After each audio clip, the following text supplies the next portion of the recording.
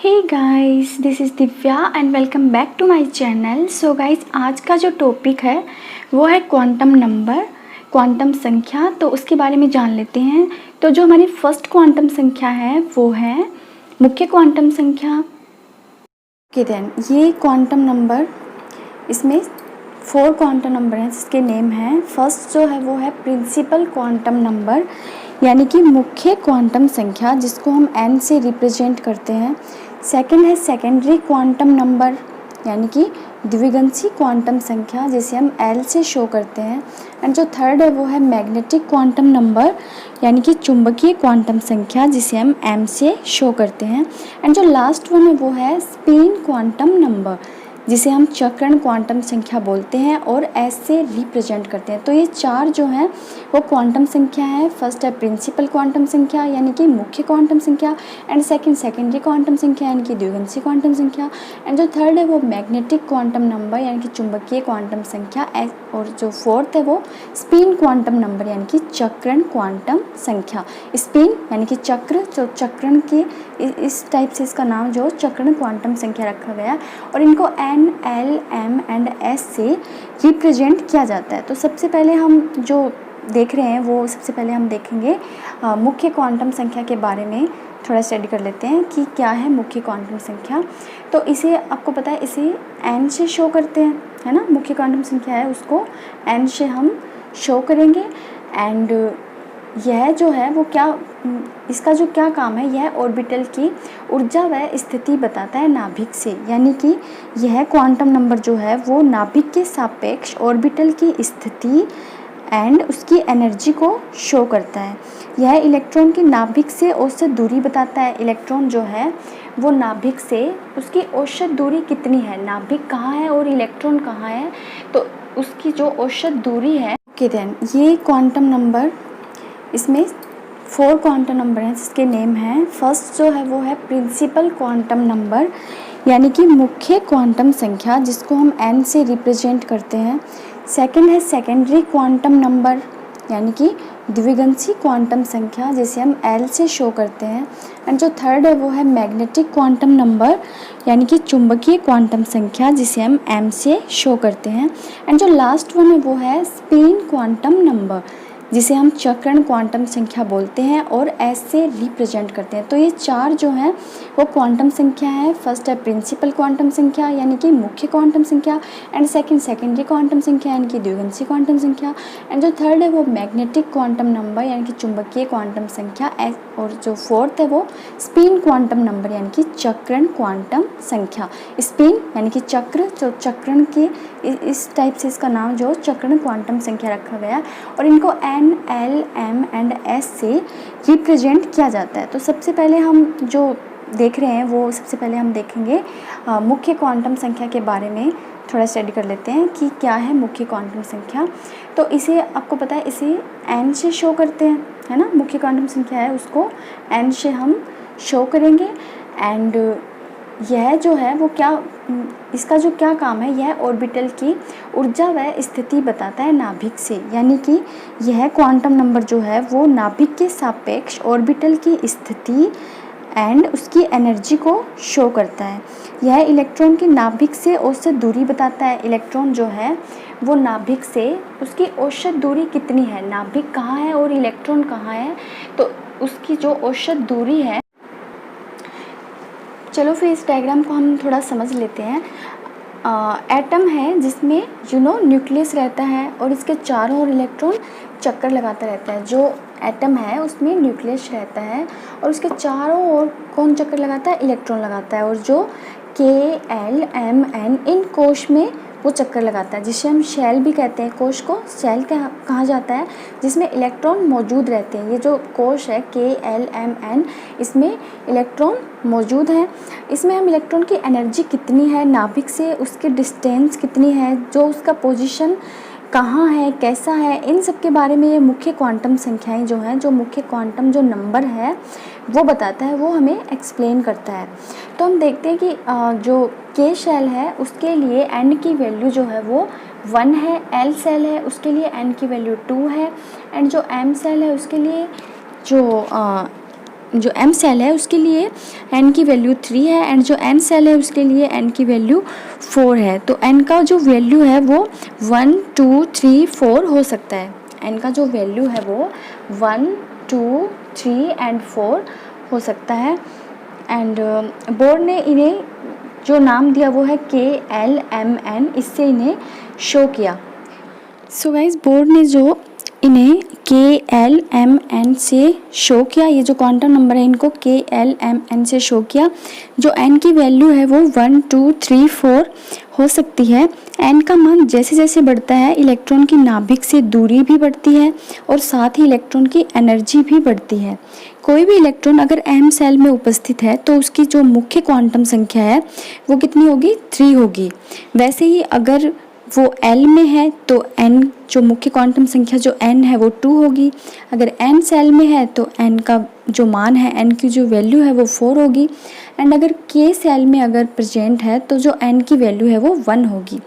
यानी कि K cell के लिए n की वैल्यू 1, L के लिए n की वैल्यू 2, M के लिए 3 एंड n के लिए 4 होगी। तो इस हिसाब से इन सब से हमें ये पता लगेगा कि इसमें n की वैल्यू कितनी है।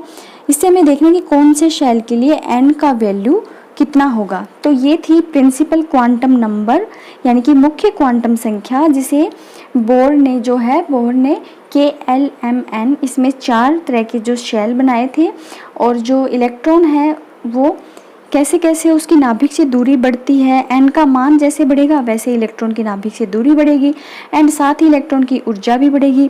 कोई भी इलेक्ट्रॉन जब m शेल में आएगा तो उसकी क्वांटम संख्या 3 होगी, वैसे ही m में आने पर 3 होगी, वैसे ही l में आने पर 2 होगी, n में आने पर 1 होगी एंड n में आने पर 4 होगी एंड k में आने पर 1 होगी। तो ऐसे इनकी जो वैल्यू है वो बढ़ती रहेगी। सो सेकंड जो है वो है एजीमुथल क्वांटम नंबर, जिसे हम सेकेंडरी नंबर भी बोलते हैं, सेकेंडरी क्वांटम नंबर भी बोलते हैं एंड उसे द्विगंशी क्वांटम नंबर भी बोलते हैं।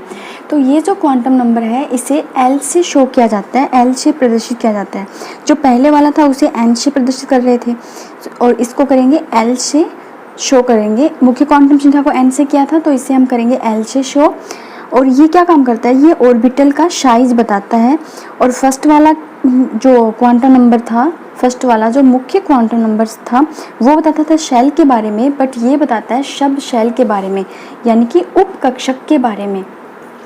उपकक्षक कौन कौन से होते हैं, SPDF, इसे हम क्या बोलते हैं, उपकक्षक बोलते हैं। तो ये जो क्वांटम नंबर है ये बताएगा SPDF उपकक्षक के बारे में यानी कि सब शेल के बारे में बताएगा। इसमें जो n की वैल्यू है वो है 0 से शुरू होती है, 0 1 2 3 हो सकती है, आगे 0 1 2 3 हो सकती है।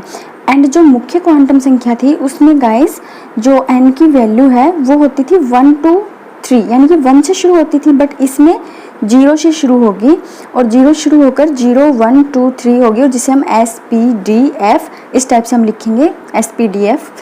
तो अभी देख लेते हैं कि जो n का जो वैल्यू है वो 1 के लिए L का वैल्यू क्या होगा, 0, क्योंकि वो 1 से शुरू हो रहा था लेकिन ये किससे शुरू हो रहा है, 0 से, तो ये बन गया S उपकक्षक। एंड जो n का वैल्यू 2 है उसके लिए L का वैल्यू कौन कौन से होंगे, 0 होगा एंड 1 होगा, 0 एंड 1, तो ये हो गया P उपकक्षक। एंड जो लास्ट वन जो 3 है, n का वैल्यू जब 3 होता है तो उसके लिए जो L का वैल्यू है वो 0 1 2 उपकक्षक D, ठीक है, 0 1 2 होगा जिसे हम क्या बोलेंगे SPD यानी कि D उपकक्षक आ जाएगा। और इसे हम बोलते हैं वो angular momentum secondary quantum number भी कहा जाता है। एंगुलर मोमेंटम का मतलब है कोणीय संवेग, जिसे हम कहते हैं कोणीय संवेग। यहाँ L 0 से स्टार्ट होगा, वो वहाँ जो n था उसमें क्या था, 1 से स्टार्ट था। तो मुख्य क्वांटम जो नंबर है वो n शेल कोश को शो करते हैं और जबकि जो L है वो किसको शो करेगा, वो सब सेल को यानी कि ऊर्जा स्तर को शो करता है। यदि n की वैल्यू 3 है तो उसमें सब सेल 3 होंगे यानी कि SPD सब सेल होंगी एंड L की वैल्यू जितनी अधिक होगी, जो L की वैल्यू है वो जितनी अधिक होगी उतना ही नाभिक के साथ क्या होगा, इलेक्ट्रॉन का बॉन्ड भी कम होता जाएगा। मीन्स इसका मतलब ये हुआ जैसे जैसे जो L की वैल्यू बढ़ेगी और न्यूक्लियस में उस इलेक्ट्रॉन की दूरी बढ़ेगी, जब L की वैल्यू बढ़ती है तो क्या होता है, न्यूक्लियस से इलेक्ट्रॉन की दूरी बढ़ती है, एंड जब दूरी बढ़ेगी तो इलेक्ट्रॉन का जो बॉन्ड है वो कम होता चला जाएगा। सो यही था सेकेंडरी क्वांटम नंबर, इसे द्विगुणित क्वांटम नंबर भी बोलते हैं।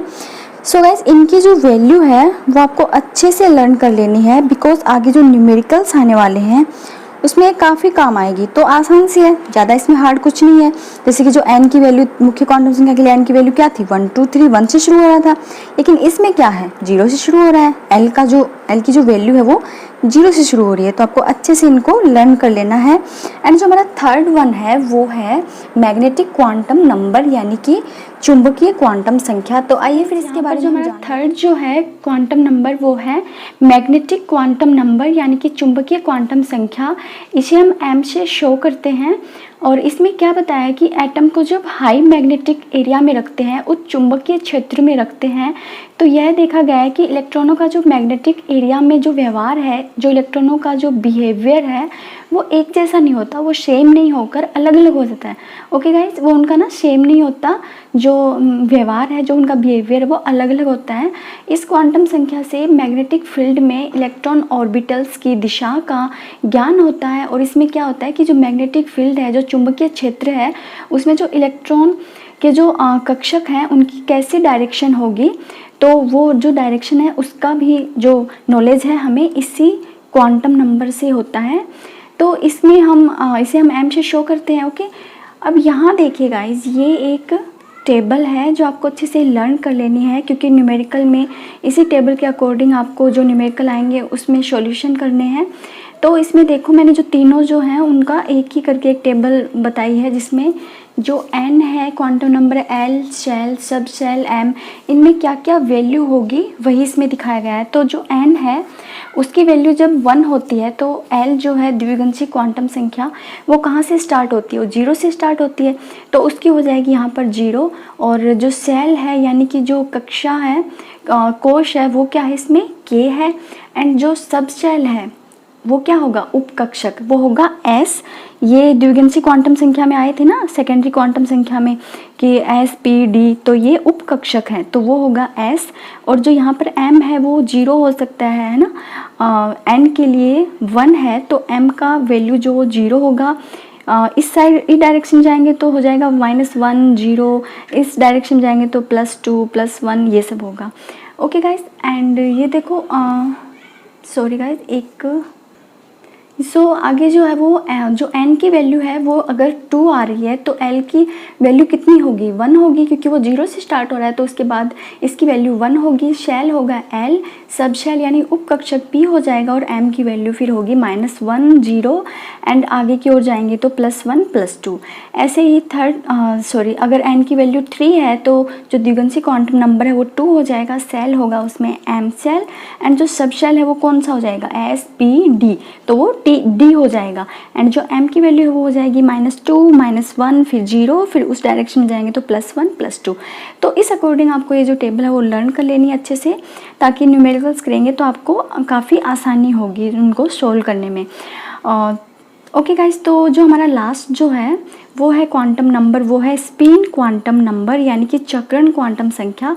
इसे हम s से शो करते हैं, स्पिन तो s से शो करते हैं। इसमें क्या होता है कि जो इलेक्ट्रॉन होते हैं वो अपनी कक्षा में गति करने के साथ साथ अपने अपने अक्ष पर भी घूमता है। इसे शो करने के लिए हम क्वांटम नंबर का यूज करते हैं। ओके गाइस, इलेक्ट्रॉन क्या होता है, आपको पता है कि जो इलेक्ट्रॉन है वो नाभिक के चारों तरफ चक्कर लगाता है। तो चक्कर लगाने के साथ साथ वो क्या करता है, अपनी खुद की जो अक्ष है उसके ऊपर भी वो घूमता रहता है। जैसे कि पृथ्वी है वो अपनी अक्ष पर भी घूमती रहती है, तो इसी टाइप से ये जो है वो अपनी खुद की जो अक्ष है उसके ऊपर भी घूमता है। इलेक्ट्रॉन अपनी कक्षा में गति तो करता ही है, उसके साथ साथ वो अपने अक्ष पर भी घूमता है। और इसे शो करने के लिए, जो इसे प्रदर्शित करने के लिए जिस क्वांटम नंबर का यूज करते हैं वो है स्पिन क्वांटम नंबर। और ये जो घूर्णन है वो कैसे भी हो सकता है, ये क्लॉकवाइज भी हो सकता है ना, ये जो एंटी क्लॉकवाइज भी हो सकता है। इलेक्ट्रॉन जो घूमता है वो क्लॉकवाइज भी घूमता है एंड एंटी क्लॉकवाइज भी घूमता है। तो इसके अकॉर्डिंग कि कैसे घूमेगा वो इलेक्ट्रॉन, इसके अकॉर्डिंग जो स्पिन क्वांटम नंबर है इसकी 2 वैल्यू हो सकती हैं, इसके 2 मान हो सकते हैं। कौन कौन से, एक तो +1 एंड जो सेकंड है वो हो सकता है सॉरी प्लस हाफ, एंड जो सेकंड है वो हो सकता है माइनस हाफ। तो इसकी जो दो वैल्यू है वो होंगे plus half and minus half. तो ओके गाइस, तो आज का बस यही टॉपिक था। क्वांटम नंबर काफ़ी इम्पोर्टेंट टॉपिक है, एग्ज़ाम में आ सकता है, तो आप इसको अच्छे से तैयारी कर लें। एंड ये जो मैंने टॉपिक आपको बताया, इसको आप अपने नोटबुक उसमें नोट डाउन भी कर सकते हैं। सारे टॉपिक अपने नोट्स के रूप में नोट डाउन कर सकते हैं। आगे मैं और इम्पोर्टेंट टॉपिक जो है वो बीएससी फर्स्ट ईयर के लाने वाली हूँ, फिर बीएससी सेकेंड ईयर के। सो आप मेरे चैनल को सब्सक्राइब कर लेना एंड बेल आइकन को भी प्रेस कर देना गाइस, और अपने अपने फ्रेंड्स के साथ शेयर भी कर लेना। Okay guys, so thanks for watching. मिलते हैं नेक्स्ट वीडियो में, तब तक अपना ख्याल रखना। Bye guys, take care.